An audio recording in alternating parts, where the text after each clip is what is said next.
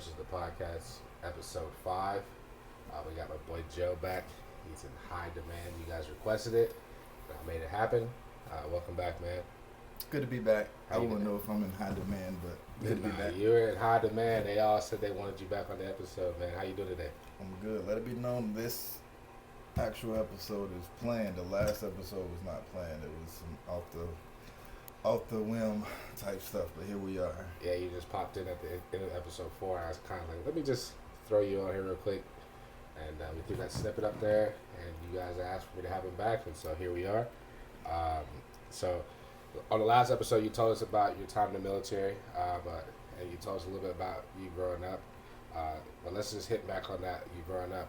I know you grew up with your mom and your dad. Mm-hmm. You grew up in Fayetteville, North Carolina. Half and half. Oh, yeah. Half Again, and I half. won't discredit Maxton. Maxton is like a staple of, like, that's part of me as well. So half and half, but Fayetteville is what I call home to people that don't know small Maxton, which a lot of people won't. So Maxton, if you know me from Maxton, you know it's a small community. But Fayetteville and Maxton, so yeah, we'll go with Fayetteville. And you know what? Before we get into the story, actually, let me back up real quick. Before we get into your story, so for y'all who don't know, me and Joe are really close, and we have this thing to where when we are around each other, mainly when we go to each other's house, it's a mandatory shot, right? It's a shot. So Shot o'clock. we're not no alcoholics or anything like that. We just like to take a shot, mainly in remembrance of our friendship. Not remembrance, but just it's what we do. So on behalf of that, today we're gonna have this conversation over a glass of this brown vanilla bean whiskey. Neither one of us have ever tried it before, so you guys are gonna get a front row seat to see how it tastes. So let it be known, if we don't like this, Yeah. Herc pick this out. I don't like the flavor is too much. It says vanilla bean whiskey. I'm cool with all the crowns, but I have to have a mixture to kind of balance it out. If I drink vanilla crown, I'm gonna have me a root beer to kind of make a vanilla float. Then I'll fuck with or drink on the sweet liquors. So I've never had it either. The guy at Safeway told me that it was his favorite, so we're gonna try it, man. Let's pour it up real quick. the guy at Safeway, I'm blaming this one on you. Hopefully it's good, man. Maybe it might be good.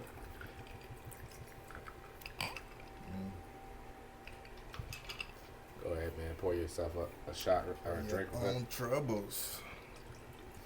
While he's pouring that up real quick, if you haven't yet, go ahead and subscribe to the channel, like the channel, and follow us on Instagram. You'll see on this post our Instagrams. Give us a follow, show us some love, okay?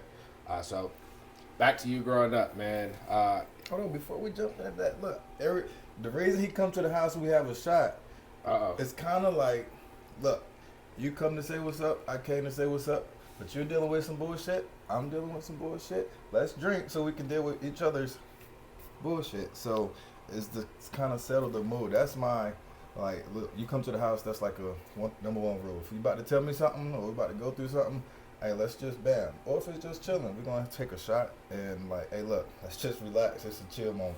So we're going to chill out and let's do a taste test on this before we continue on. Because I ain't want to drink this Before we halfway take the taste, I'm going to add to that real quick. I ain't want to drink this halfway through. I'm like, bro, I can't fuck with this. I want to tell a funny story. I won't call myself the fuck up king, but I definitely came over his house. He had this like little cool thing where you take little shots.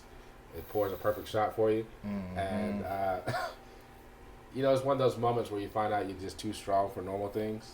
And This man's fingers is even strong, bro. Like, you had to push a little button to dispense the shot. It pours like a perfect shot for you. And I pushed the wrong button. There's no button required. Oh, okay. And you just slide it in there, it pours the automatic shot. But you want to go press your buttons and stuff. Man. I pressed the button and I fixed it though. The whole top went down inside of it. So, but I fixed it enough to move. Let's try this, man. Cheers, man. Cheers.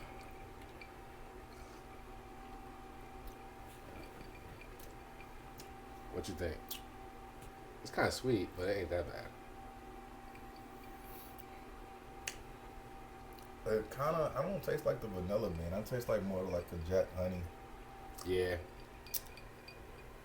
It's doable. It's definitely doable. It's sippable. All right. So, growing up, were you a popular kid or were you like a loner? A popular kid and a loner. Popular and loner? Yes, Okay. very much so. And I think that kind of taken to where I am now. I'm social but antisocial, or introvert and extrovert.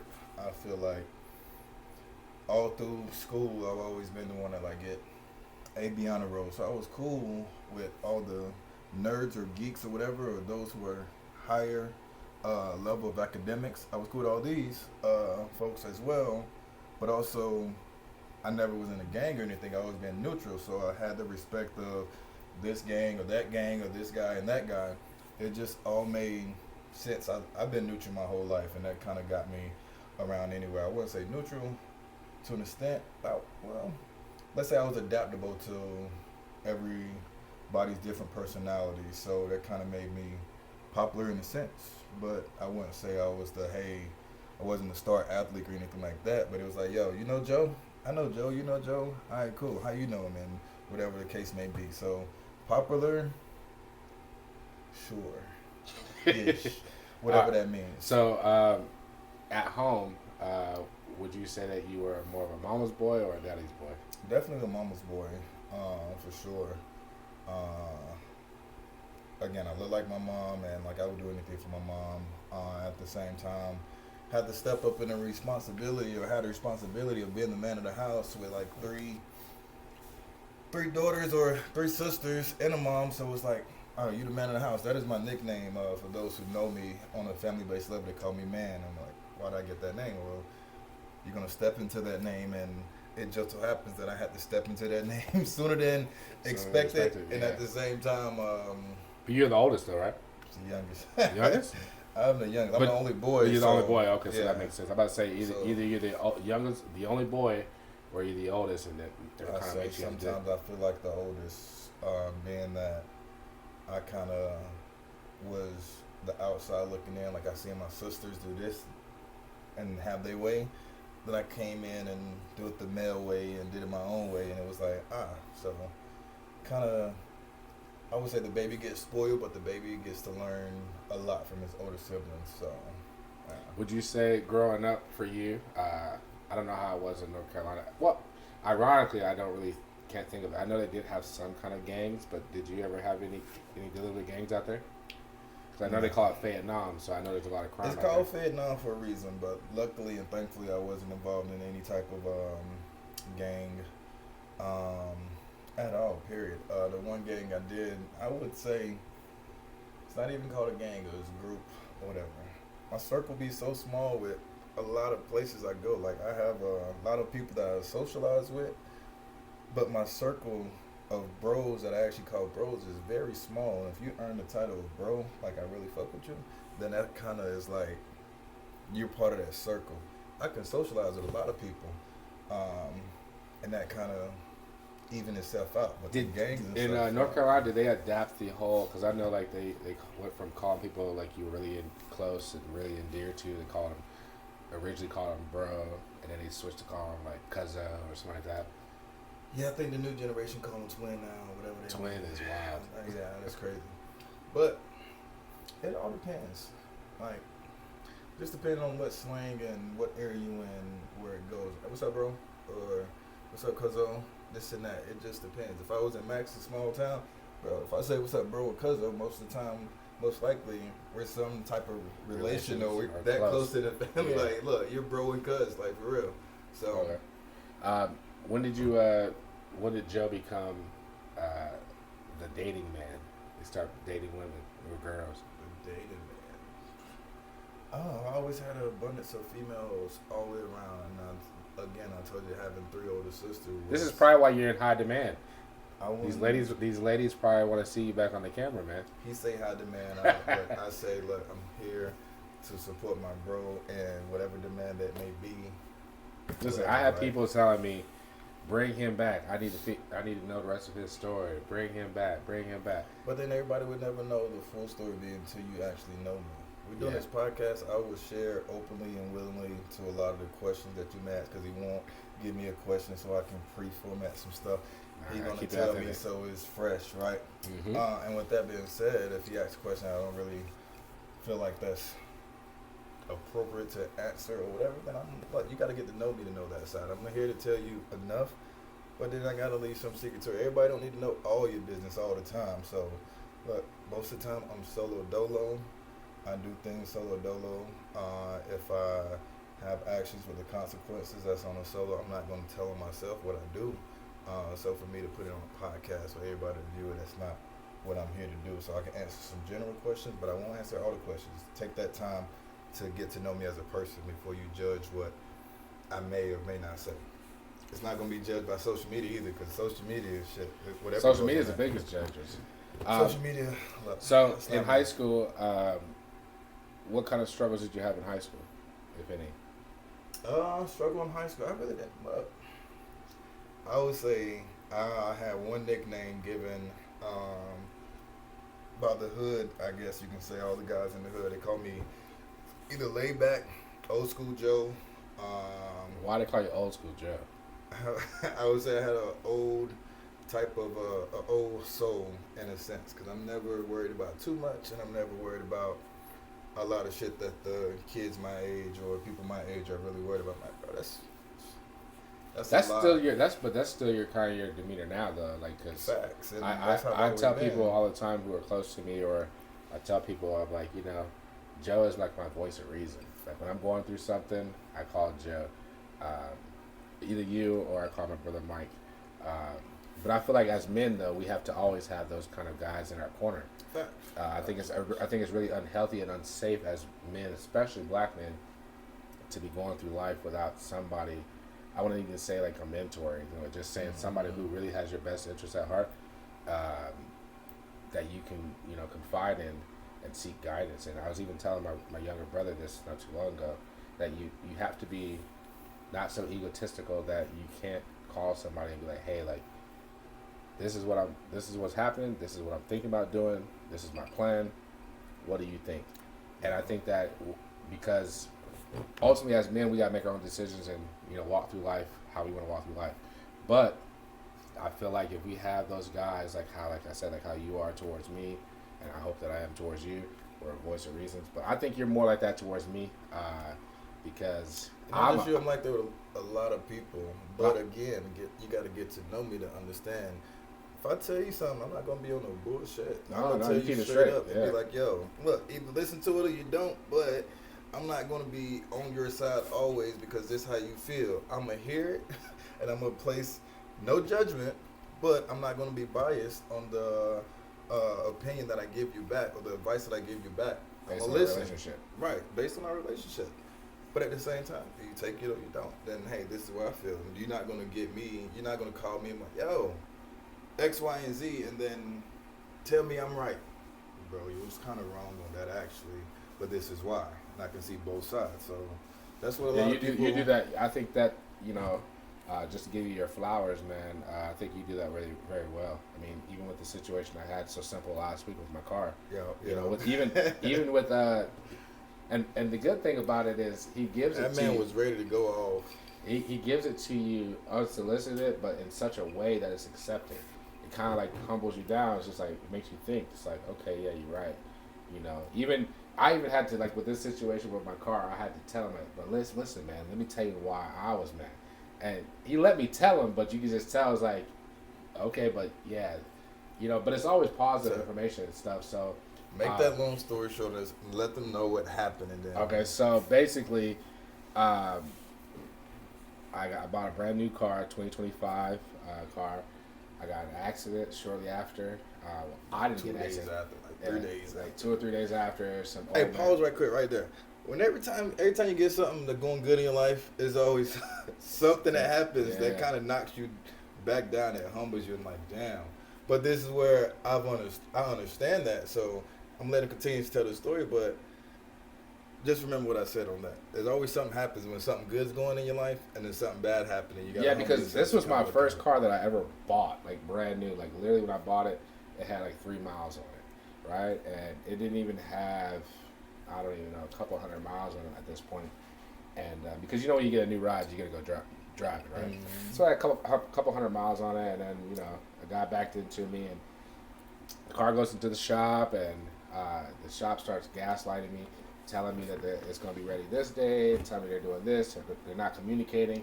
So I started getting frustrated because I just paid all this money for a brand new car or financed or whatever the case may be, and I want to enjoy my new car, and I'm riding around in this, no knock on Toyota Corollas, but this whack ass Toyota Corolla. It's not your baby. Yeah, it's not my car. So I was getting frustrated because these guys are gaslighting me. So I call him up and I'm like, hey man, look, man, check this out, blah blah blah. I tell him the story, what's going on, and then immediately he hits me with, well, look, I'm gonna tell y'all what he said to me. He said, well, look, man, he's like, you gotta rent a car so you can still handle the things you need to handle. You can still maneuver how you want to maneuver. He's like, let them do their job. Let them do what they gotta do, because when you get your car back, you want it to be right. You don't want to have to keep going back and forth. There. You want them to be able to do the. You want your car to be how it is. So let them do their job. I get why you're upset, but don't make the situation worse and to where they rush it and they give it back to you, and it's pretty much shit. That's pretty much in a gist what he was saying to me, which is all perfect information. But sometimes you just gotta get off your chest. Why you mad? And that's what he did. So I let him. And again, he called me. He said he wasn't gonna vent, but at the same time, bro, it sounded like hey, let me hear your side now. He's like, nah, but let me tell you. I'm like, bro, all right, cool. I'm gonna still have my same answer at the end of the day, but if you feel that strongly about it, I'm here to listen. And I didn't interrupt him. I just let him, hey, look, say what you need to say your piece on it. He said his piece. And at the end of the day, it was like, okay, well, still, this is why I'm heated. But at the same time, yeah, I had to get that my out. reasoning was still like, bro, shit happens on a daily basis to where you really can't control it. And just because they had a time frame they told you and it didn't happen, you work for a company and they have stuff that happens and you got to backtrack it or push it to the right a minute or whatever, right? It happens. That's life. But if you want your stuff back, hey, don't antagonize them. Don't make them mad and they're gonna take longer for real. Then you're going to be even more mad. Then he had his comp coming up this week. I'm like, bro, don't let this small thing stop you from your major goal or your bigger goal. Like, look, take a deep breath, chill, whatever. You're going to get your car back. You still got the car now to handle your immediate needs or whatever. You still can get to work, still can take care of your son and your family. What's the problem? I know it's not your car. He didn't want to hear that. But at the same time, look, he got his car back now, and without going to a level of crashing out to where now his car is probably held off for another week or so. I'm just glad I was able to talk him down a little bit, but not, So I'm glad you brought up that term, crashing out. So growing up, was there any time where like you ever like crashed out and you kind of like wish you can go back and change it, or you've always been this level-headed? Yes and no. I would say two. I'm not a crash out person, but at the same time, if I get to the point where I'm gonna crash out, then I don't fear for the consequences. I fear for myself and the person that I'm crashing out on. I have it takes a lot to get me. I have a lot of patience for one, and I have a lot of respect for other people. So I'm not just crashing out on everybody because I can. And if I did, look, my boys that know me in Germany, I wouldn't say I crashed out in Germany, but if I had some drinks or whatever, all right, fight me. What you gonna do? But I never got into any fights because it never came to that point. I have a fuck it attitude if I'm drinking. It's like, fuck it. Like, what you gonna whoop my ass? I'm gonna tell you, like, that's my go-to saying. You gonna whoop my ass? Like, what? It's not that I crash out. It takes a lot to get me to that point. I think I've seen a lot when I was younger, like kind of traumatic shit that kind of stuck with me that made me like realize that crashing out isn't always the answer. I would say the instance I'm talking about, I can speak on about it now only because I still value that event for happening because it changed the way that I act currently. So younger me before, I don't even know how I remember this, but if it's traumatic, then you remember a lot of shit. Yeah. Somehow, some way. But my mom and dad at a small age, like shit, we had some DV incidents and shit, right? And I can just remember them. My dad going to jail and like a lot of shit going on. So I never put my hands on a woman, but I got 3 older sisters, and I used to be like this small. So when I see my dad go to jail for a DV incident, it was like, fuck, like this is bad, right? But I got 3 other sisters, and they whoop my ass, so I'm gonna hit them back. But that's my sister. That's siblings. That's love. That's not like me out here hitting on females. It's more so to speak. Once I got some weight on me and started hitting back, like, yo, you can do some damage. Like, got my ass whooped so bad I would never put my hands on a woman again, and I've never put my hand on any woman to this day. But that event was, I would say, crashing out. I don't crash out. The other incident. I don't like people playing in my face most of the time, right? If it's a female, then I get in the past like, look, don't touch on my beard, whatever the case may be. I don't like people playing in my face. Like, I don't know where your hands been. I'm not a germaphobe, but I know where my hands been. I play in my face. You don't play I don't know where your hands been. Sure. So the one time, the other event that I can say I crashed out on was back and forth between Maxon and Fayetteville. Boom, I went to like preschool through 3rd grade at Maxon, bam, went from 4th and 5th grade in Fayetteville, then bam, back in 5th and 6th grade and Max, back and forth, right? Like in and out of school year. Maybe this year I'm going to school with my mom, or this year I'm going to school with my dad, right? So it's back and forth. So I'm back in Maxon at this point, and kid that I went through preschool and kindergarten and all this stuff where I know him. But I get on the bus, I'm back new, right? We on the bus, tit for tat. He punched me, I punched him, like lick for lick. We played silly ass games growing up. But he touched my face. I don't like that. It was just I don't like either. He touched my face and I bopped. I don't know how I remember this, but that was like a crash out moment. Like, don't touch my face, please. He touched my face, and then it was just a crash reaction, a crash out. I fought him, my sister fought his sister, and then it just became whatever. And it was like on sight every time we seen each other. More so of him. You just started a whole beef, a whole war. More so of him wanting his lick back and never getting it back.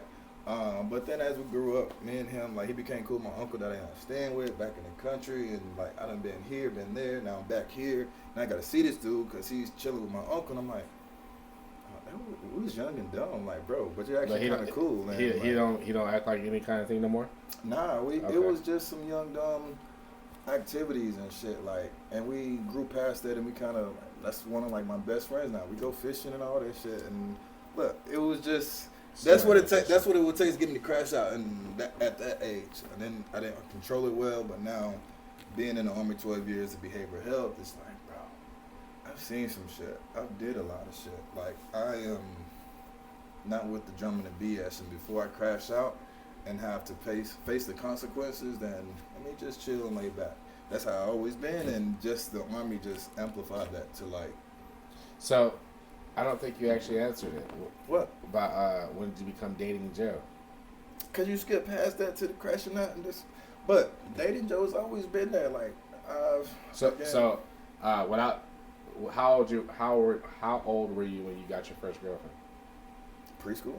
Like preschool. Visual. No, you're like your real girlfriend. Again, when I would say Maxon is a small town, and now that town has your baby mama is my baby mama, and your cousin is my sister. I think that's all North Carolina. Right.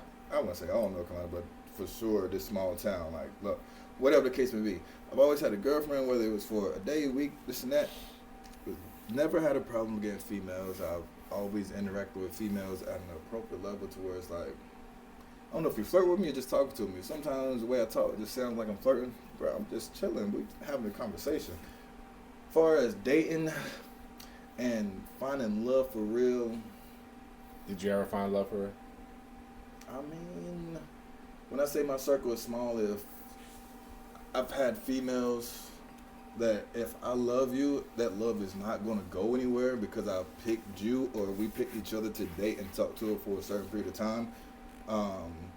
In that certain period of time, we enjoyed each other. I don't hold grudges or have bad relationships with none of my female friends or exes that I can recall that we have any type of bad blood on any type of occasion. So if I say, to get to know me, you got to get to know me. And it's like, bro, I don't want to lose a relationship once I get to know you. Like, we may be fucking with each other, but bro, like, you was a cool dude or whatever, right? Let's say for me and you, you're a cool dude. I don't want to lose a relationship. So now imagine that on a female aspect. Like, bro, like, you actually cool. Like, I can see myself being with you. It just didn't work out. But at the same time, I have nothing bad to say about you. Like, you're a cool dude. It just I always find that weird, man. Like, you see those guys who are these people in relationships where they date they have kids. Maybe they have kids together, and then after that, they start talking shit about each other.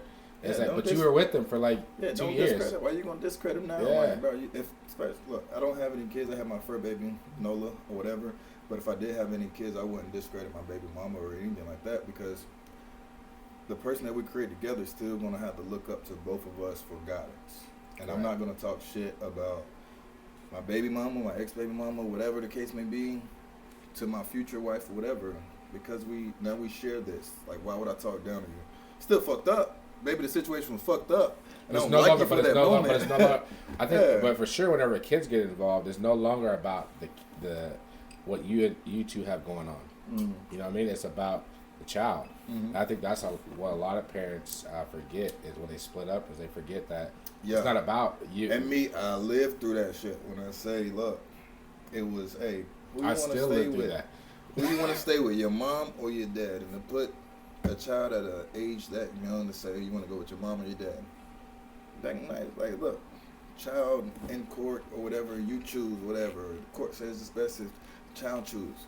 I lived through that. And I know how difficult it could be. Like, I want to stay with my dad, but I love my mom. And so that's just, I think that resonated on me quite well. And it was like, so if I ever get married, if I ever have any kids. Do you plan on ever getting married?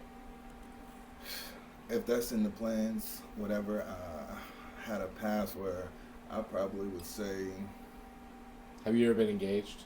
I've never been engaged, but I've thought about it heavily on a couple different incidents with different people, only because I allowed those people to see a side of me that was kind of more. Can I ask what made you not ask the question? Because more times than not, when a guy starts to think about that, they go ahead, they talk themselves into doing it versus out of doing it. Man, for the past, again, my history before the Army and the incidents and all the family drama, whatever I went through growing up, then the Army just amplifying it to now behavioral health. And I see what comes in as far as like the domestic violence cases, the 20-year-old, the 18-year-old that got married in basic training that's not married in AIT. I'm 19, shit. I ain't trying to get married any sooner, any quicker if I'm 2 years later going to be divorced. I see the results, the aftermath of it. So would you say that a lot, I wouldn't say a lot, but part of it is fear? Fear of the divorce? It's not a fear. I don't fear marriage. I don't fear commitment. It's just, I know what I feel in my gut to make it seem like, okay, I'm a Capricorn in a sense, right? I feel some shit right off. I'm joking. Libra game. Nah, Capricorn. Like, in a sense, I know some shit is off. If I feel that shit is off, then hey, I don't fuck with that energy. Or I can't tell you how many times in the Army that you see your homeboy getting married, your homeboy get divorced, or know about this. For the normal side, imagine that being behavioral health or being behavioral health and seeing everybody shit. Yeah. So I've been asked, do I want to get married? A contract marriage. I thought about getting married, but then shit didn't work. And I say the Army is good and bad when it comes to relationship. My thing is, if you're in the Army, you got a 3-year contract, right? Each 3 years you get to go somewhere else, right? If you meet somebody in those 3 years, whether you click with them or not, you're not married until you're married, right? Yeah. You're together, but you're not married, so technically you're single. Yeah, so the likelihood of them actually wanting to go with you when you leave is kind of... Army wants you to go here, but then they want her to go here. So guess what? I fuck with you, but I can't be with you. If it's not going to be long distance, then when you get married, it's like, is it worth getting married? Or is it something that we really want to get married by? Or is it just, hey, we had a good time, I fuck with you, you fuck with me? Is this something more than marriage? And when you question that, it's like, And I could have been wrong in some of the situations, but to this day, like, no, I don't regret not being married. That was about to be my next question. Do you regret ever pulling the trigger on it? Would you say that in the military, more people in the military rush into relationships? Of course. Definitely. If you've been in the military or you heard about military stories, like the living conditions and change of environment when you have to stay in the barracks, while you're in the Army, if you don't have any kids or if you're single and like just get in the Army, you gotta stay in the barracks. Most people don't like the barracks because like being in an apartment with the same people you work with on a day-to-day basis. So now you're around these people 24/7. So people like, bro, I need my own space, and they will do things like get married to the first girl that like either look at them the right way. Hey, let's get married. Let's get married to a stripper. Nothing against strippers. Let's get married to a stripper. Let's get married to this person. Or I'm dating her for 3 months. Let's get married because I like you. I want to get out the barracks. We can do this. Does it work sometimes? Yes. Is a higher percentage of it not working than it actually do work sometimes for the most part. And that's just facts. Like, I've seen it. That's kind of common sense. But I just think that, like you said, it. people are not thinking about that. They're thinking about their needs at the very moment, like their wants and needs. I wouldn't say a need, actually. It's just a want. It's if you're married before the Army, sometimes that relationship is stronger. But at the same time, sometimes it's not. And I've seen both sides to where it's like, bro, let me just do me and get my shit together. So when I do find that person that's supposed to be for me, she got her shit together, I got my shit together, and we could do something together. And you want to know what happened to me? So when I went to Eglin Air Force Base, checked in at Eglin Air Force Base into EOD. Mm-hmm. The platoon sergeant there said to me, he said, "Hey man," he said, "Are you a married soldier?" I was like, "Yeah." This man want to blow up shit for fun. That tells you what type of person he is on the back, like old hurt. Let me blow up some shit, or let me dispose of some shit, or like, look. Yeah, my mom was kind of mad, bro. My mom was mad, bro. But listen, so EOD stands for Explosive Ordnance Disposable, right? Mm-hmm. So when I got to my first unit, the platoon sergeant was like, "You're a married soldier or a single soldier?" I was like, "Married soldier." He looks back at the platoon sergeant behind him. He laughs. I was looking at him like, "What are you laughing for?" But you can't really ask that. He says, "I give it 1 year." And I was like, 1 year? He goes, "You know what EOD actually stands for?" And I was like, "What?" He's like, "Everyone's divorced." He said, "Everybody in this office was married." He was like, and they divorced within a year. But that's a negative stigma. Again. But it kind of goes along with what you're saying, though. It does. Because, but at the same time, I was married to. So when you go to, and you in EOD, the Army has different branches with different things. Like artillery, EOD, fucking, you got your infantry, you got this, you got that. Supply. It's a fucking big ass company, right, of different parts. But what do you think EOD go for? Behavioral health. They go back to fucking behavioral health, and we don't discriminate. My job don't discriminate. I don't care if you infantry or goddamn a medic. You come to us and talk to us, and we get you on the right path. So when I hear, oh, we got trends now, like EOD is, hey, their divorce rate is 1 year after signing up. That's where you probably get that from. You live it, but I see numbers, and it's been X amount of EOD people come in for divorce in that first year of contract. It sounds like he's joking. Maybe do joke because he see the shit, but it's like actually some real shit. Like it's kind of unfortunate, really. Very much so. And that's a big stigma about people going to behavioral health. Because if you come to behavioral health, now you're weak, or now you can't handle your own shit by yourself. You can't talk to somebody, or you can't handle your own problems. You gotta go talk to somebody, and you gotta go cry about it. No. That's what I've been for the past 12 years. My mission has just been like basically get people the help they need and make it more accommodating for them and not make them feel bad for coming. So it's like... So, I have a good question for you. With you being behavioral health in the military, was that a choice? Or was that just like what you fell into? A blessing. It wasn't a choice. It was a blessing. Did you, before the military, did you ever like deal with like kind of like... Did I not tell you I got 3 sisters and a mom? I dealt with females. But my question for you though is this: go ahead. Before the military, did you ever deal with any kind of like mental health issues or losses or anything like that? No major losses. I feel like I've always been able to. I'm the baby, so my sister's probably like. I have one grandma that's still alive. Out of all my grandparents, like my mom's dad and her mom. I have my dad's mom still alive, right? At a young age, I can remember my grandma going over there briefly. I knew where her house was at. I knew her face and figure, but I can't tell you that I remember every moment with her, right? But my older sisters did. They older than me, of course, so they've been around longer. When she died, I can remember that same day. My dad got his little car, old school car, we pull up, whatever, right? That didn't affect me like it affected my older siblings. my mom's dad died. I can only remember him briefly. He had like a little, he had something in his throat, and I'll tell you, he talked like this with something, and you could barely understand. I'm talking, you could hear me. You couldn't understand shit he said. When he died, I don't even remember like his funeral or whatever. Those are my two grandparents on my mom's side. My dad's dad died when I was like 2 or 3. Nobody remembers shit when they 2 or 3. So my grandma has been a staple. Like she's been the glue and all that, and that's like the biggest person that I hold true and dear. Even though my mom a little bit, because that's grandma. For real, that's like, right?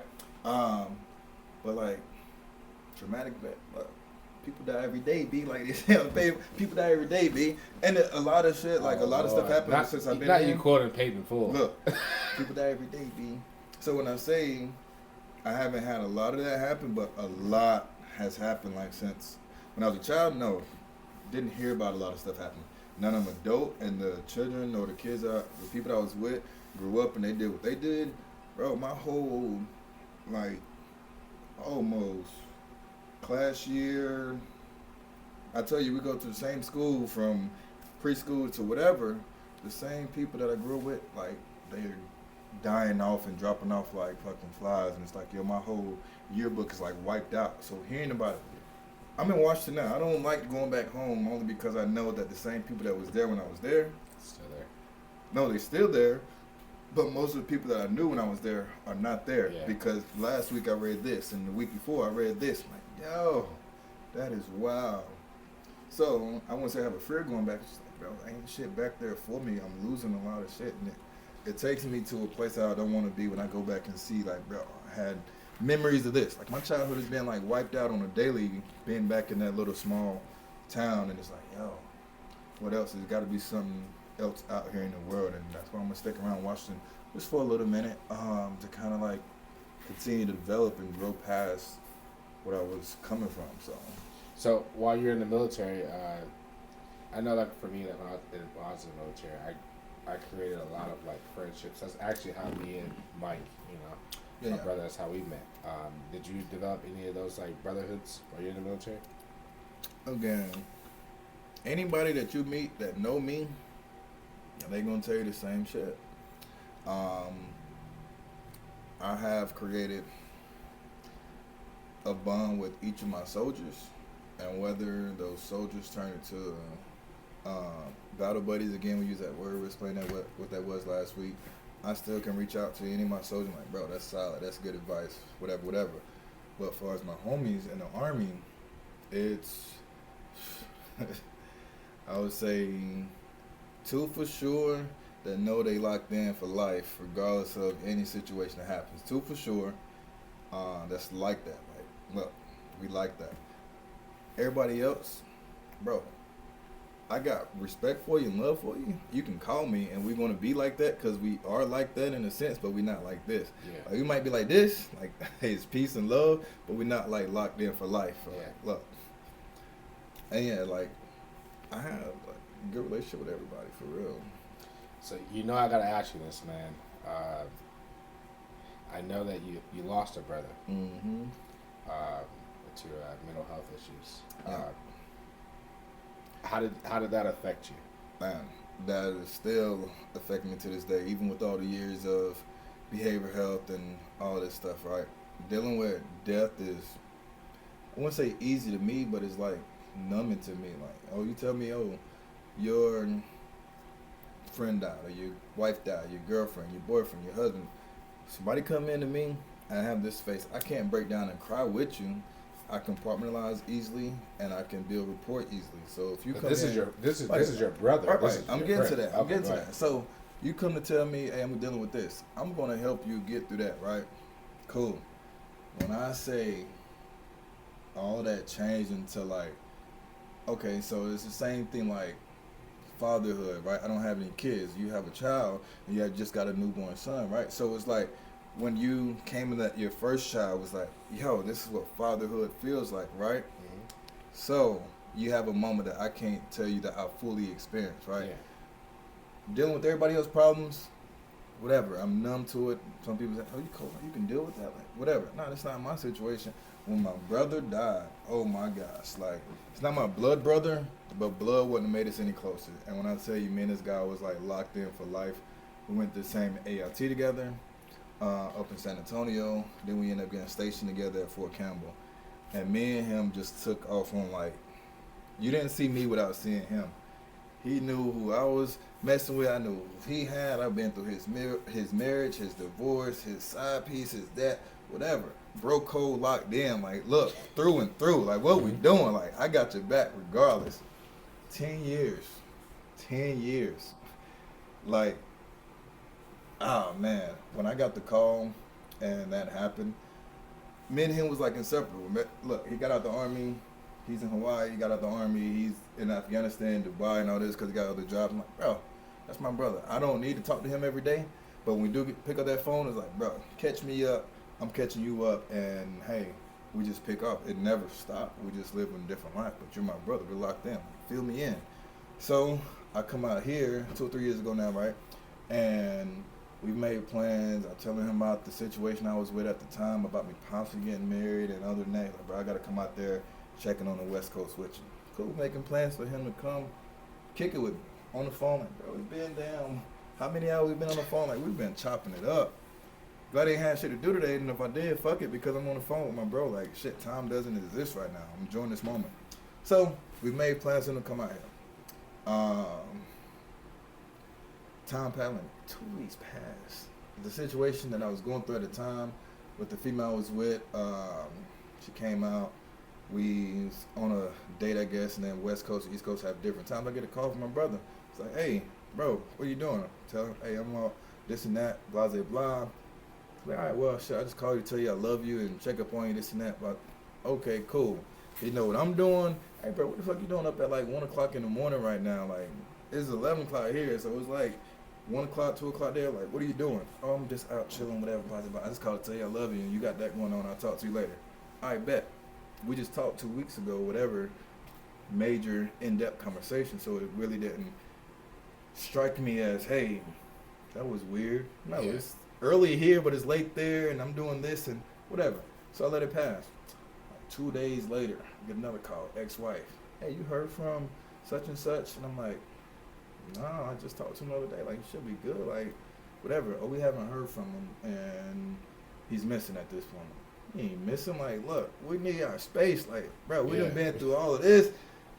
Niggas need their space. Like, give him some time. Like, whatever. For sure. Give him his space. He'll be good. Let me try to call him. He'll probably pick up if I call him. He didn't answer the phone. Like, what the hell? All right, whatever. Give him some time. Let me call him back. Nothing. I'm like, okay, now I'm starting to get worried. Like, bro, they bullshitting, but at the same time, give him his space. He don't want to talk to me. He don't want to talk to nobody else. Give him his space. Let him do what he's going to do. And, yeah, so maybe the third day had came up, and he was in Baltimore at the time, and they get the call. I'm like, bro, nah, they found him, and, yeah, it's no more. And they told me he wrote, he had on different Instagram page that I didn't follow at the time. I thought he just deleted all the shit, but he made another page and created a post, and it was like his last note. Very talented brother, like smartest guy, no freaking athletic wise. I got him into the gym, and then like we were both small, but he took off in the gym, found that love for the gym, and it was like now he's stuck. I'm like, bro, I told you, I got him into the gym, so it's like, look, now we having competitions overseas, whatever. Hey, you can lift this, I can lift that. You can't hit 315 yet, man. Get your weight up. Look. Again, brotherhood from a distance, right? We had that. So when I got the call and found his Instagram page that he said this, whatever. Again, if he said at 3 o'clock, I don't, like the time difference is different. I wasn't even following his other page that I didn't even know he had. He left like his final goodbyes, and I was like, listen to this, whatever. He then created another page. But he was like one post, and that was the post he made. I'm like, yeah, it was a long, Because I know for me, like, I never knew that you had lost somebody that close to you until the one day you opened up about it to me, and then later on I seen you post about it. When I tell you, I think that honestly was dealing and again, when I say behavioral health has been a blessing, I feel like I handled that as best as I know how. I did shut down, but at the same time, it was a moment of like, bro, let me take all this in. Everybody's thanking me or not thanking me, like hit me up, like, bro, sorry, this and that, and whatever. Got it. Thank you, but at the same time, let me deal with this. I don't need, for one, I don't need your pity because you can't change it. Like, I'm behavioral health. I've seen this. Like, this is something, but now it's like, this is my brother. Like, yo, I'm like, yo. Everything that I've helped somebody deal with, now I got to deal with. Like, yo, y'all not gonna grow up and do the old shit like you watch Bad Granddad. I'm like, bro, we're gonna be those two granddads. We're gonna be retired from the army, smoking up some weed on the fucking beach, fucking 6-packs like hell, and the smooth ass granddaddy. We're gonna be doing that. We had these conversations, and when that all hit, like, bro, you ain't better do that no more. Like, yo. So when all that's taken in, it's like, yo. So I think that changed my kind of, puts me in a dilemma, because as black males, I feel like we don't always have that person you can talk to, and even when you do talk to that person, you really can't fully understand the person and what they feel. Just in general, you're not going to fully. That's what I was going to say a minute ago. I think that's kind of like I think from day one, me and you have always been kind of close. Yeah. But I think once I learned that about you, I think, and then you learned about my ex's daughter and everything like that, everything I've been through, I think it kind of like just kind of made us like, you know what I mean? I'll tell you, you have easier bypass or easier wall to get into. You've been dealing with it longer, and you're more open to express like your trauma than most people are, which is not a bad thing, but sometimes it's not a good thing either. Because what if I was a bad person that didn't really like you like that? Now I'll use all your trauma against you. Not to saying that I'm that person, but there are people that has happened. People that has like happened that. to me too. So I feel like you kind of open up a lot easier than I would. Because the first date that we had, bromance date or outing date, when you introduced, like, hey, look, I'm hurt and I got this going on. We got a group of gym goers that all trying to get like a mental health day. When you had that going, first time going to an outing, maybe the second time. No, I think it was the first time because we went to that pizza place and it was like a group of people I seen in the gym. Didn't really talk to them, but whatever. It's like, yo, I know all these people. We all from the gym. We order pizza. We go around the table. Hey, who are you? Who are that? We go around. Everybody share whatever. Get back to hurt. Oh, I'm hurt. Da da da da. And this happened to me. And it was like, yo, that was blunt. I'm not going to speak on the situation, but I think everybody knows the situation at this point. As far as so everybody know. But I'm like, yo, that's heavy. Like, look, let's. But you know why? You broke the ice with a sludge. But you know why I like? I've always been emotional. I tapped into my emotions my whole life, right? I've never been the guy who's afraid to cry. But that's not a bad thing, right? You know? But when I used to do those mental health, we call it mental health gatherings. Pretty much where we, you know, for those who don't know who's watching, pretty much we would meet up once a month. We would do something fun. 1 month we do something fun. The next month we do like a dinner. We did things from like you said, going to get pizza, skating, bowling, all kinds of different things. And unfortunately, I'm kind of mad that fell off. But I mean, I think the podcast makes up for it and kind of still get average, but we still need to get back on that. I mean, but people's schedule change. Yeah, but I just felt like throughout it was serving its purpose, but people weren't feeling comfortable enough to open up and speak. And I said, you know what? I have no problem speaking about my problems, and I need to speak about it because I was holding them in anyway. So I took that opportunity to express how I was feeling and what I was going through, with hopes that people would open up and talk. And it did, but it didn't do it on like a public stance. But I think that at the same time, it developed relationships outside of that. Like I see people who never even knew each other. Their paths probably never crossed. And now to this day, you can see them on social media. But I think that's the biggest thing, far as everybody have a different way of expressing themselves, what they're comfortable with, and then kind of you got to build that rapport before hey, I can let you in because I trust you with this, that, and the third. Not to say what you did was a bad thing. It was honest. That's you. But a lot of people that didn't share, that wasn't comfortable, was like, I'm not to that level yet. But if we would have stuck in that group and like built that relationship a lot stronger, like, okay, maybe I'll share this, whatever, right? It's like an like, look, we go here, but at the same time, we all share issues and problems. Maybe the drunkest motherfucker or the one who needs the help the most, I'm not gonna share always. It's always gonna be that person. I ain't sharing this and that. And I've seen this, I witnessed this, and that's just the human behavior. So, yeah. But I will tell you that gives me, again, going back, that gives me my biggest dilemma as a black man who has 12 years of behavioral health skills, and that knows how to help other black men and can relate to a lot of black men and their problems. I feel like it's like a weight on my shoulders, like, bro, your brother committed suicide, right? I can either use my skills as behavioral health to help other black people, black men that goes through different struggles that I can relate to and they need somebody to talk to.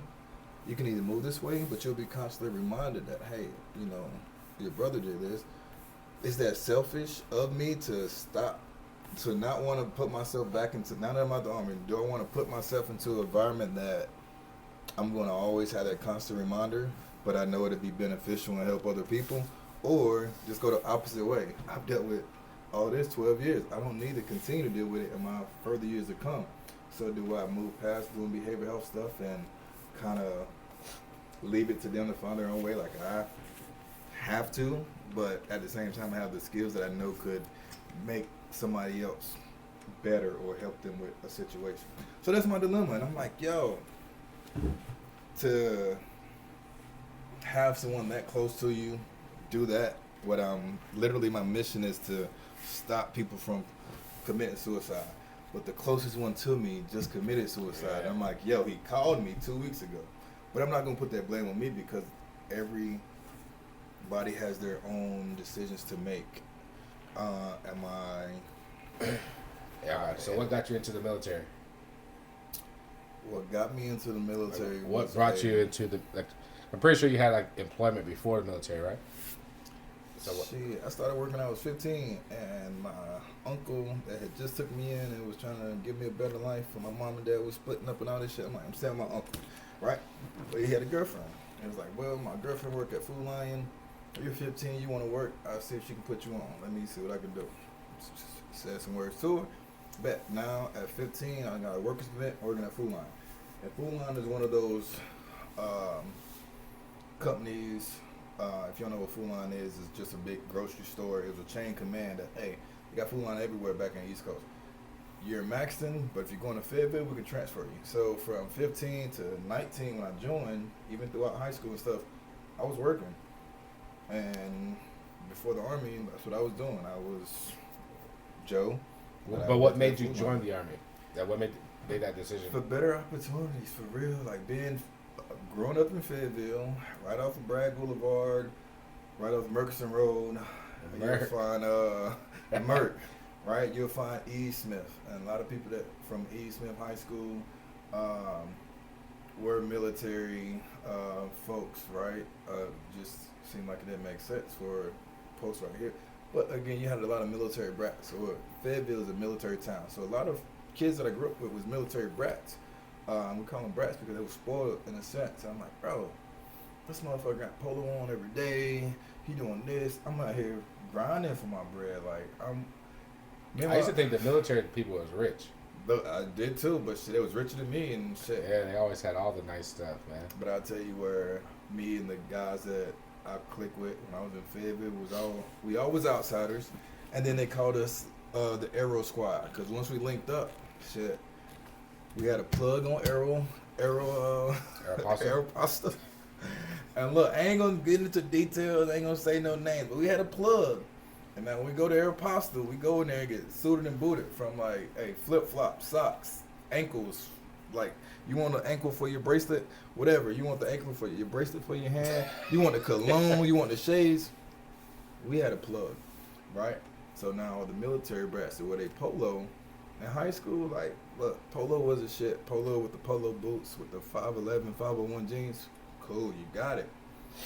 I worked at Food Line. I ain't got all this money. My mama is working her job. She taking care of X, Y, Z. I'm making my own bread, but I had the plug. Now, 4 of us got the plug on their pasta. So now you fresh every day, 3 days out the week. But I'm fresh every day out the week with this air pasta. And that's continuing.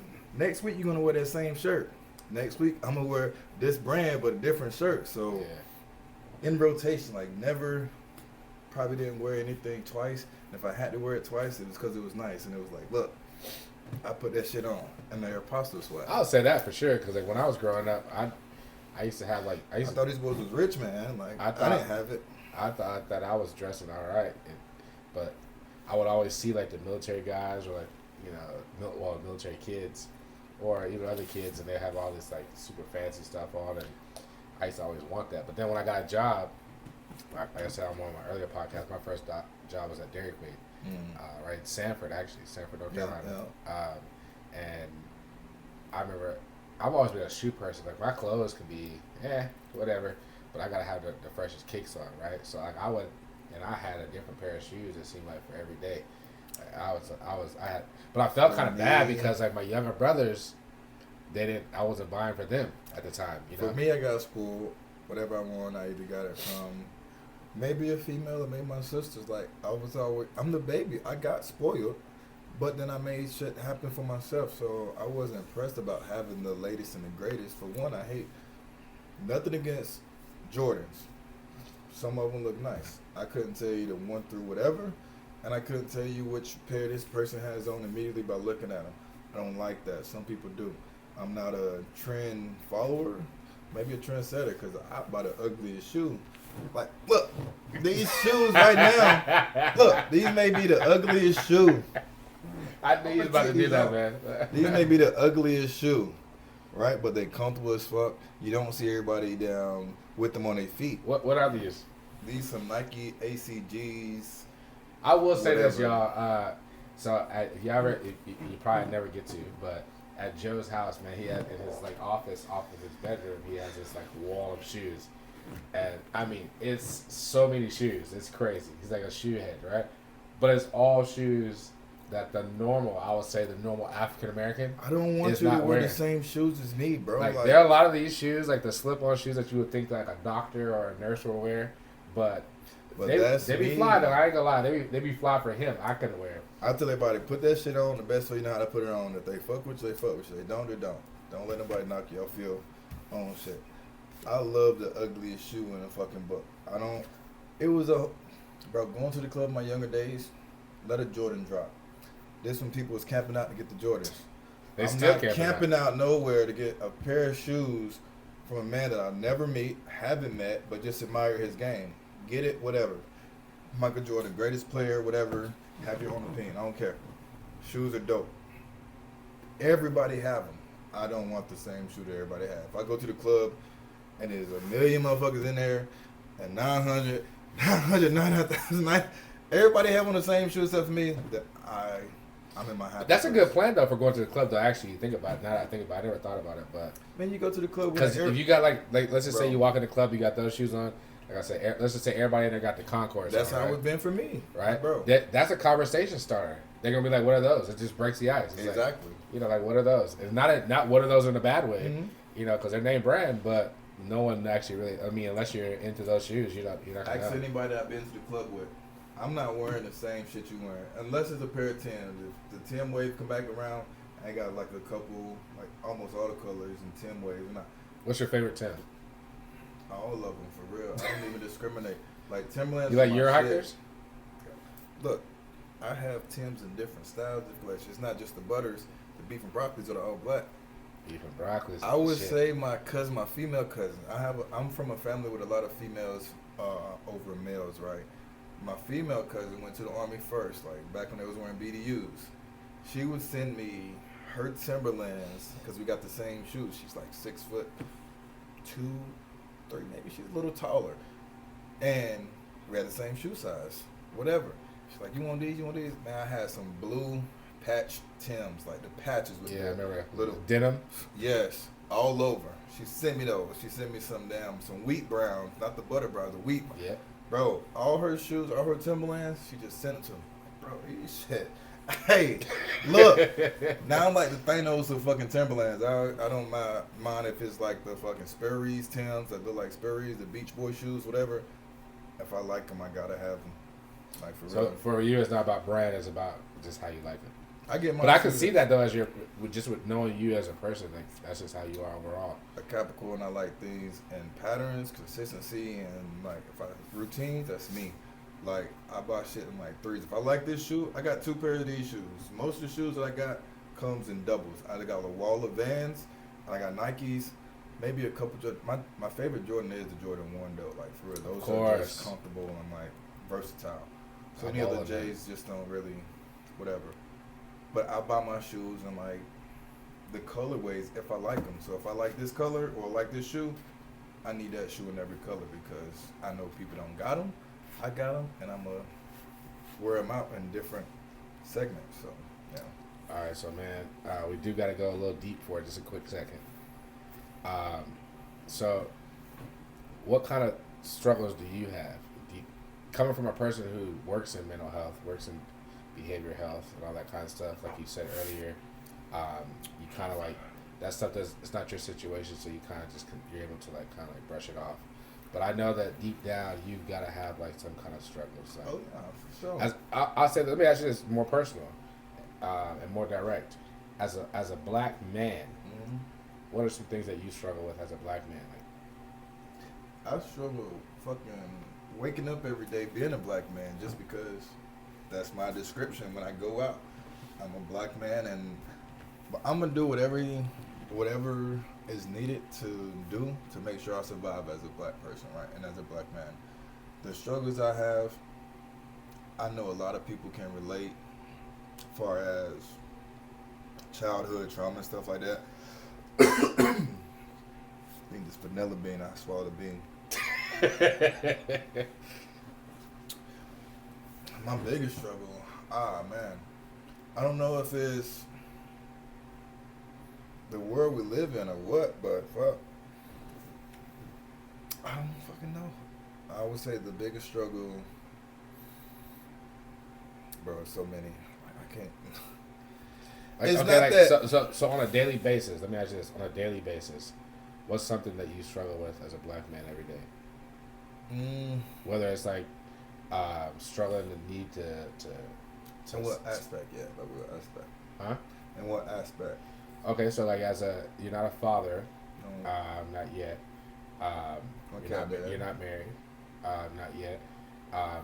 But just in public, like as a black man, like the kind of like persona you have to perceive to people, because there's people who say that, for instance, like not to bring race into it or anything like that, but they say like as white people are scared of black people, they're scared of the black man, right? Do you feel like that's something that is true in your world? Do you feel like you've experienced that, or you feel like the people that you're encountering are fearful of you just because of your skin color? My skin color, my body frame, can be scary for some folks, right? But then if you have a conversation with me, that kind of fear is, so now I got to show I see it. I'm like, now that fear, this big black dude, he may try to rob me for this, rob me for that. I feel like as soon as I open my mouth and talk to somebody, they know it's like, okay, like, bro, like, damn, now I feel chill. Like, now, hey, you want to go have a drink or do whatever? I don't have as many racism fucking outlashes or crashes that some of the other. I don't let other people's emotions get to me.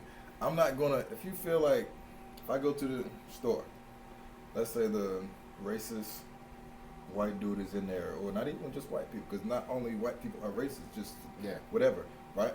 Let's say I just go to the store. If a man is in there, he's racist. Okay, we happen to have an encounter. That encounter doesn't trigger me to say, okay, he's racist, but it's going to make me act this way towards him, because at the end of the day, I'm still me. I'm not racist. The energy you give me, may be reciprocated, but at the same time, it's not gonna be reciprocated to make you.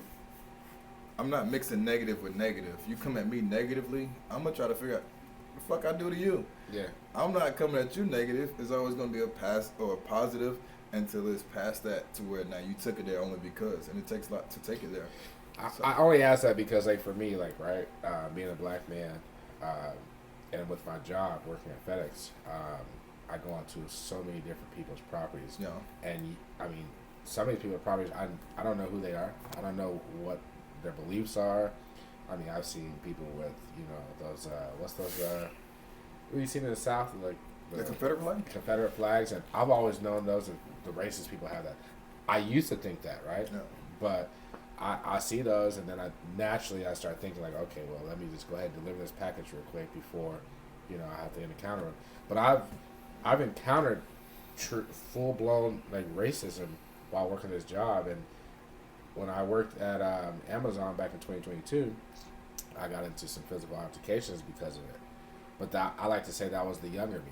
Yeah. Right now that I'm older, like matter of fact, today I went to this guy's house and I asked him, you know, where he wanted me to put his package and all that, you know, so, and he just refused to talk to me. And then so I left, I got ready to leave. I was like, all right, sir, you have a blessed day. And then he just looked at me, and then I prejudged him, right? Because of the way he acted, I assumed because he had that flag there and he wouldn't talk to me, I assumed he was racist, right? That's like, where a lot of it come in. There's prejudgment on both encounters. Like, oh, this is a black guy, he might try to rob me. Oh, this is a white guy, he might try to hang me. Or you know what he said to me? You know what he said to me? He goes, he said, it's not you, I just hate your job. And so I said to him, I said, what do you mean you hate my job? That's what literally the whole encounter, he hadn't said nothing. I hate fucking FedEx and Amazon when my shit don't get there. I hate your job, bro. Well, he said to me, he said this, he said, and then I started to agree with him because I say this all the time. He goes, he said, those packages aren't for me. He's like, I would never order something to come to my doorstep. He said, I'm old school. I'm gonna go to the store and get whatever I need. He's like, I know you gotta work there. He was like, but that's just lazy. And he's like, all my nieces and nephews are lazy or always ordering this shit every day.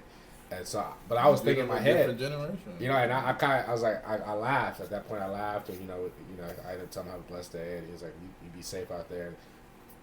But I don't know why the initial interaction came up where he wouldn't speak to me, but it was almost like as soon as I had that thought in my head that this guy must be racist or something because he's not speaking. Again, you prejudge. Yeah. I don't prejudge. Look, I go outside. I don't give a fuck. But it's natural though. I don't give a fuck what nobody who thinks for real. I'm in my own little bubble. As long as you're not causing no physical harm to me, not fuck you, but fuck you for real, because you're not fucking with my vibe that I got going on. If you're not adding to, I'm not gonna let you take away from. Yeah. I don't go out looking for trouble, therefore I don't get into trouble. But being me, shit, trouble finds me somehow, some way, coincidentally. I don't fucking know. But I don't overreact to entice that trouble that I happen to find myself in certain situations. But I'm not like, okay, I'm the most optimistic guy. Like, hey, I refill my drink, so now this cup is halfway full. It's not halfway empty. I'm not done with life. I still got a lot more to learn, to grow. Bro, just be optimistic about a lot of stuff. Like, when people say, oh, I'm not going to tell you this because you might judge me. We all judge in some way, but I'm not going to openly judge you and look at you differently, right? Like, bro, damn, you did that. Oh, you must be this person. I could see that, but I'm not going to say, oh, I'm going to judge you because you went to the white dude house. I'm going to judge you and think you're the worst person because you had this Confederate flag up. No, I'm going to meet you. If he turns out to be that person, then I wasn't wrong. But at the same time, I'm going to give you the chance to prove who you are before I judge you in that situation. We can be best friends at the end of the day. You got a Confederate flag, I got an American flag, or I got a Black Panther flag, and be like, look, hey, shit, it's my brother. Whatever. I'm not going to base you say you prejudge. I'm not going to prejudge I'm going to give you a chance to I don't show like who you are. to prejudge, but it's just the way that the circumstances happened and made me. I don't say made me. I will say made me. It made me go back into my old ways and kind of like have a little bit of like PTSD of having the issues that happened before. So therefore, I started thinking that, okay, well, this dude must be racist too, because I had those similar situations before, right? So, but my next question for you is this, and you can speak on this, or you can say I don't want to speak on that, and that's fine. We can move on from it. I know recently, you told me about a situation that happened to you, right? And you know, if you don't recall what situation I'm talking about a situation that happened to you maybe a couple weeks ago, where you were hanging out with one of your former females. You know what I'm talking about? I do. I'm not even going to answer that, but okay. So we're not. So I'm going to change the question to that. When it comes to that female, or to females, or to people who are in your life, and you start to, how do I want to say this to you? And you start to realize that, like how you told me that sometimes you associate bad behavior, or not bad situations, when certain people are around, right? Yeah. Trying to figure out how to answer, because I was going to ask you a different question, but I want to ask you this one. For those people who keep going on that same path, the same people, what's your advice to them, to how to change the situation and to make it to where that person that they're associating those bad situations with don't become offended and don't feel like, start feeling down on themselves emotionally? I feel like we all come into a point in our lives where we grow. We grow out of some of the people that we once were attached at the hip with. I feel like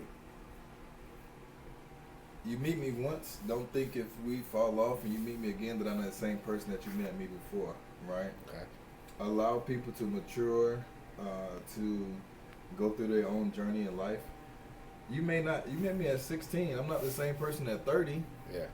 So, if we hung out and did all this stuff and we have a relationship back when, don't expect it to be the same person now or today. Like, we got to relearn each other in a sense. But I would tell people that's going through stuff or associating people with different incidents, it's like,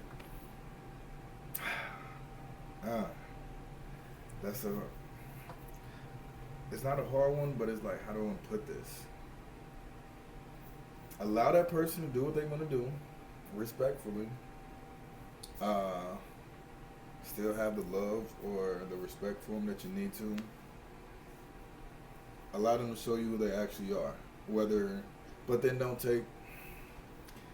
You're kind of putting this. It's so hard. Without explaining the situation. So situation, bam, boom. You sure you want to talk about it? Yes and no. Yes and no. Okay. Maybe the liquor. So said situation. Pour me up a little bit more since you're going to talk about this. Go ahead. Fill this up one more time. Put some more. Yeah, this is probably going to get a little deep. I'm going to calculate how I'm going to put this appropriately.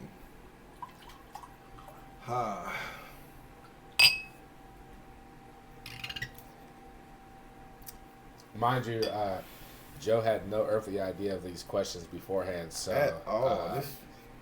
I'm just trying to get at you guys. We're trying to dig deep into who Joe is. I'm gonna put it like this. Same thing goes for.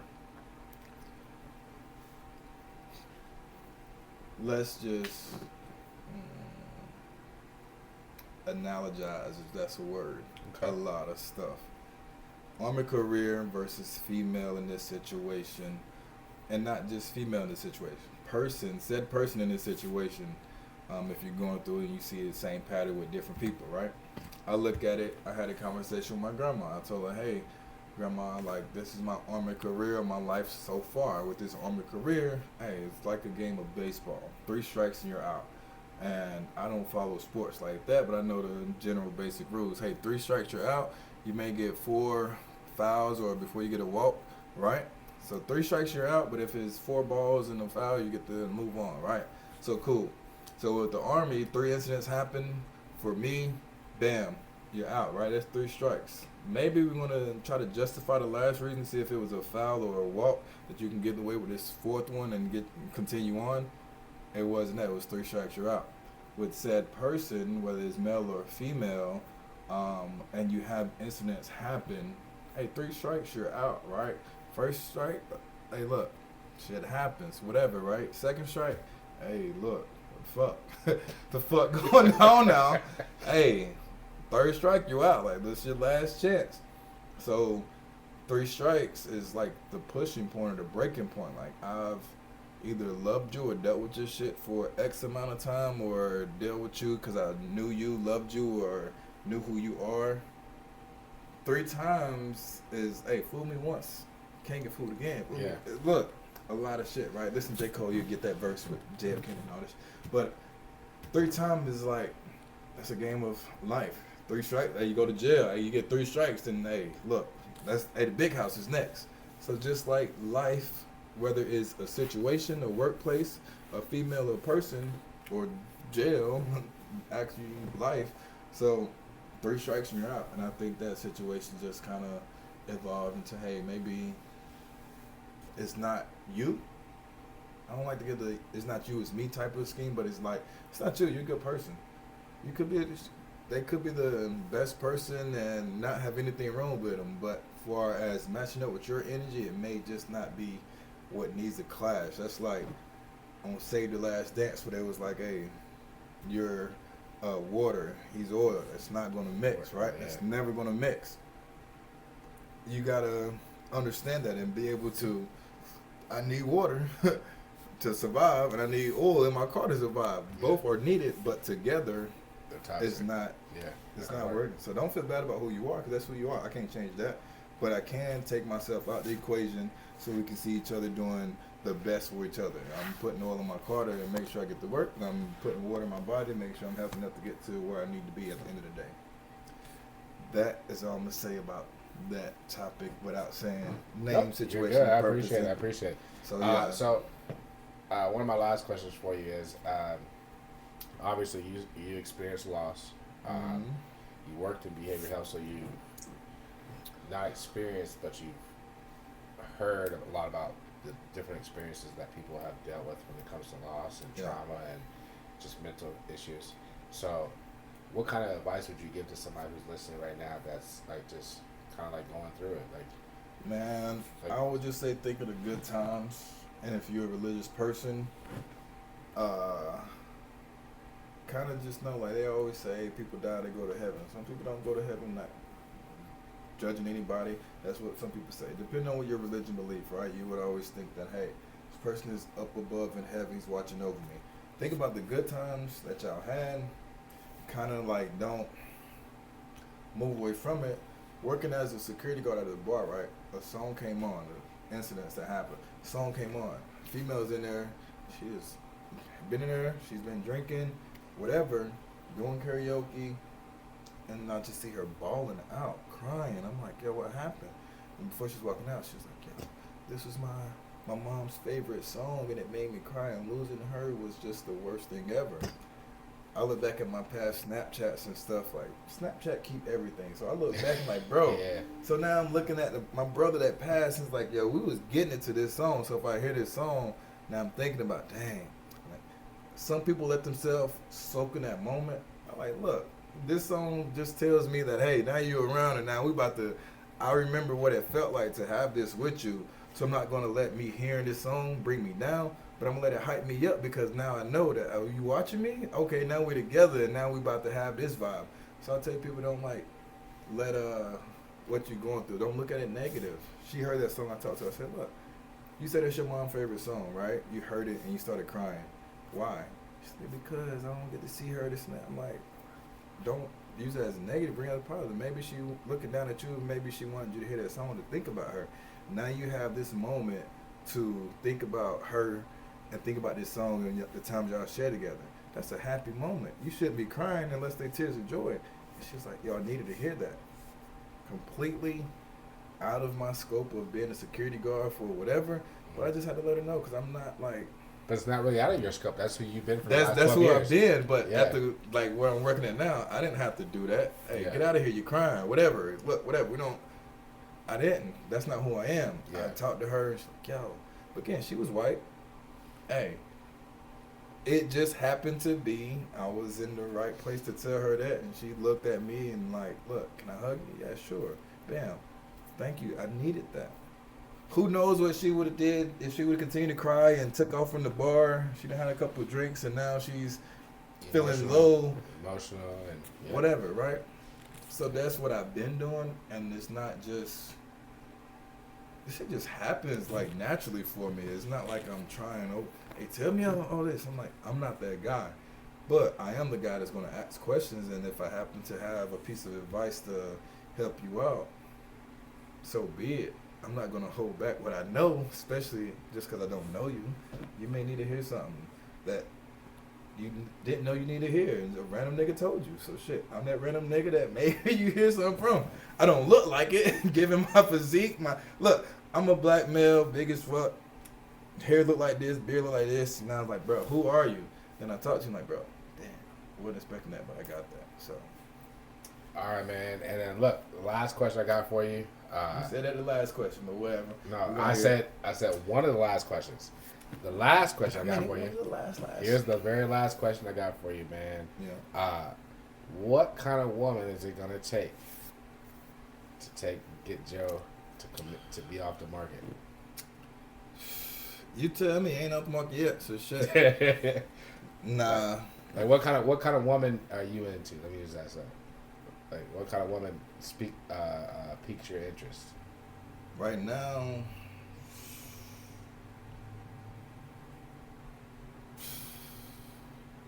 I know nationality doesn't matter.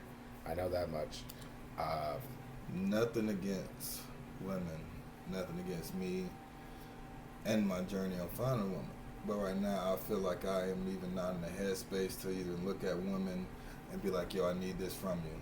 I feel like you're still working on you. I need to lock in this year, and women have always been a part of my life, but now being transitioned out the Army, I can't look at one certain type of woman or, hey, I need this from a woman. If I don't find it, let me continue to date. No, I'm off of that. I need to focus on, hey, what's going to bring me happiness? And right now is building that generation wealth, building my business, building myself, better myself. Women, I've had women all in my past, whatever. Cool. It's like that saying goes, you'll always lose you'll always lose money chasing women, but you'll never lose women chasing money. I'm not, like, I feel like, not even that I'm chasing money. I'm manifesting money. Money's going to come. You're chasing your happiness. And that's what I'm chasing. If I got it, look, it's been the point that I worked 4 jobs at one time, been full-time military. Crazy. And it's like, look, to know me, look, women are, I had a drunken conversation last night working. Dude was like, black dude was in, bro, I've been in the Army, da-da-da, I've been in Germany, da-da-da-da-da. I've been taking care of myself for X amount of time. Older guy, like maybe 50 plus, right? But just drunk. It's the normal ones. But feeling it's Sunday night vibes and shit. So he's like, look, you a black man too. I ain't from here. I'm from Tallahassee, Florida, or this and that, or da-da-da-da. He was from Florida. So I could relate to him being from East Coast. And he was like, bro, I'm just out here, da-da-da-da. I'm like, bro, you just told my whole story. I'm not from here. I'm from the East Coast. Been in the Army, been to Germany, this and that. He's like, I've been taking care of myself. I don't know if he was married or what, but he wasn't apparently married at that time or last night. He was like, look, I've been taking care of myself. So me wanting a woman, I don't need you, but I want you. So for me, I don't need a woman right now, but I want a woman long term. But at the same time, me is focused on, hey, being that person for that woman when she gets here. I'm not out looking for her to just pop up. And I feel like I've never been on Tinder. I've never been on these dating sites and shit like that. If I see you, it's going to happen organically. It's not going to be like, hey, I need to be in the gym. I need to do this and I need to do this to get his attention. You don't need to do none of that. You need to be you first and foremost. And if I meet you, it'll be organically and we can build something from there. So right now, I'm not even like looking at women like, yeah, or I can marry her, or let me get myself together foundation-wise. Let me work on my goals. And the man that I become will be the man that she needs. And me allowing her that time, she'll be the woman I need when we find each other. I'm not rushing shit. God's plan. I say that's God's plan. Like God's plan, but maturity at the same time. A lot of people are not that mature. But man, listen, I appreciate you coming in, having this chat with me, drinking this brown vanilla bean whiskey with me. It's you not see too where bad. it went. That's mostly me. You get me to talking, and I'm a drinker, and it's not bad. So, Safeway guy, not a bad choice. Safeway? You said that. Okay, I didn't know at the beginning. Okay.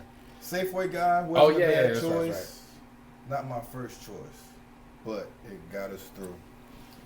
All right, man. And in my closing, I like to just tell you guys, man, one thing we learned from Joe today, be authentic to you. Don't be afraid to be you, for one.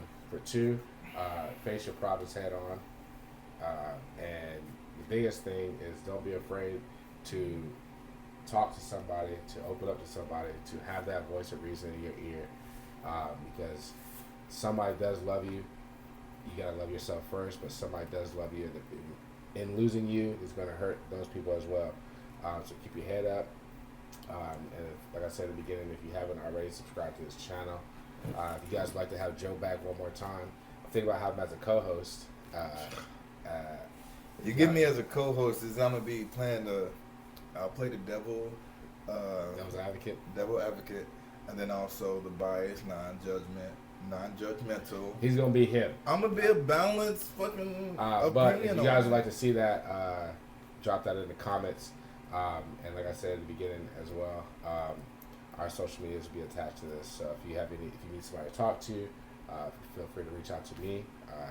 He's been in the behavioral health atmosphere, so I know he will have no problems helping you out, listening to you, talking to you, giving some kind of guidance. And you guys keep your head up.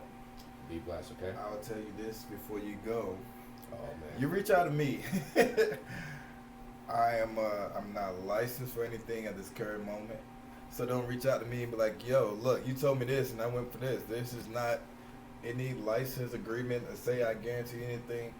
I don't mind talking to people, helping people out, but don't say I told you to do this and now it. Yeah, none of that. We're neither one of us are licensed. We're just offering. They call that barracks managers or barracks lawyers and stuff like that. Look, that's not me. No, we're not offering you any kind of